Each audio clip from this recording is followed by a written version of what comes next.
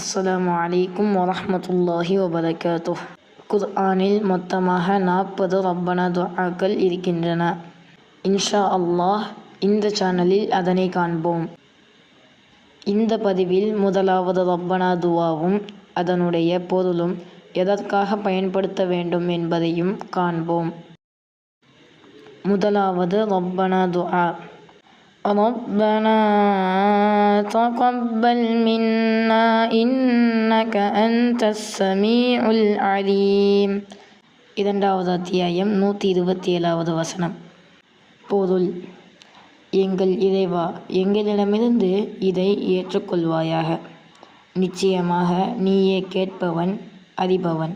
எதற்காக பயன்படுத்த வேண்டும் என்பதை காண்போம். நீங்கள் செய்த எந்த நன்மையையும் அல்லாஹ் ஏற்றுக்கொள்ள வேண்டும் என்று நீங்கள் விரும்பும் போதெல்லாம் இந்த துஆவை ஓதலாம். அஸ்ஸலாமு அலைக்கும் வரஹ்மத்துல்லாஹி வபரகாத்துஹ்.